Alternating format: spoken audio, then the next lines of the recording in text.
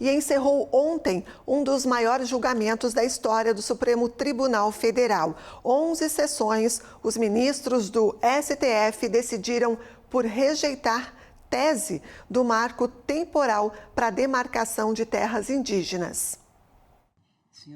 Por 9 votos a 2, os ministros do STF decidiram que a data de promulgação da Constituição Federal, em 1988, não pode ser utilizada para definir a ocupação tradicional de terras indígenas. Apenas os ministros Nunes Marques e André Mendonça votaram contra o relator Gilmar Mendes. Com este resultado, o plenário fixará a tese que servirá de parâmetro para a resolução de mais de 200 casos semelhantes que estão suspensos à espera dessa definição. E são reconhecidos aos índios, sua organização social, costumes e as terras que tradicionalmente ocupam. Então, no momento da propositura da ação, quem ocupava a terra? Os índios. Indígenas que acompanharam a votação em Brasília comemoraram a decisão com música, dança e muita emoção.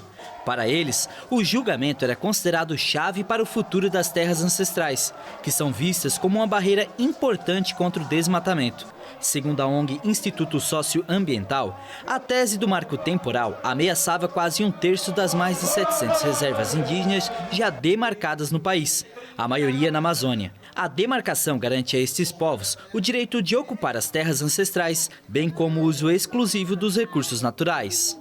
Então, para a gente hoje derrotar o marco temporal é garantir que a história do país tem sim os povos indígenas nela e reconhecer os seus territórios é mais do que direito, é histórico e fundamental ter um reconhecimento. Então, para a gente, esse momento de hoje é muito importante, é uma vitória do movimento indígena. Estou feliz demais, porque hoje o povo Xoclém está tendo realmente o seu direito reconhecido. O povo Xoclém está garantindo a terra para os seus meninos. E o marco temporal, que não deveria nem estar em votação, está liquidado. A nossa terra indígena está salva. O ministro Gilmar Mendes também afastou em voto a tese do marco temporal, desde que assegurada a indenização aos ocupantes de boa-fé, inclusive quanto à terra nua. Para o presidente da Frente Parlamentar da Agropecuária na Câmara, deputado Pedro Lupion, os atuais donos destas terras não poderão ser prejudicados. Para resolver essa situação, nós vamos dar encaminhamento à PEC do senador Irã Gonçalves, que está no Senado, que prevê o marco temporal, e também a PEC do então senador Paulo Bauer, de Santa Catarina, relatado pelo deputado Alceu Moreira, que está na Câmara dos Deputados, que prevê a justa indenização prévia para os produtores que possam vir a ser desapropriados. Então é o mínimo que nós podemos fazer, além de, obviamente, continuar com o projeto que já está na CCJ, que põe as condicionantes que foram elencadas pelo próprio Supremo Tribunal Federal na demarcação da Raposa Serra do Sol.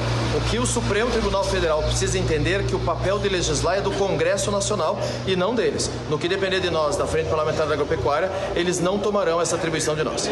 A Confederação da Agricultura e Pecuária do Brasil observa com preocupação esta decisão. Para eles, o resultado pode criar uma insegurança jurídica no campo. Porque nós não teremos um padrão, um objetivo que possa identificar o que será ou não uma terra tradicionalmente ocupada por índios.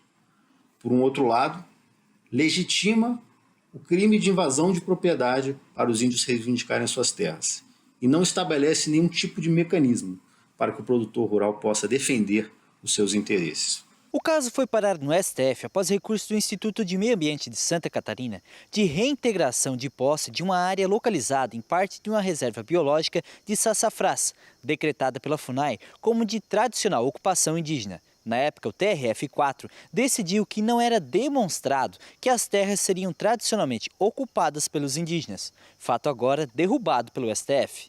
A Federação de Agricultura e Pecuária de Santa Catarina se manifestou em nota. No texto, a FAESC diz temer a volta de um passado recente em que processos de demarcação de terras indígenas em território Barriga Verde geravam muita angústia, tensão, medo e revolta entre centenas de famílias rurais, que ao final viam-se desalojadas dos imóveis rurais legalmente adquiridos e pacificamente ocupados. Já a FUNAI entende que deve prevalecer o direito fundamental à vida, à saúde, à segurança e à terra tradicionalmente habitada pela comunidade indígena.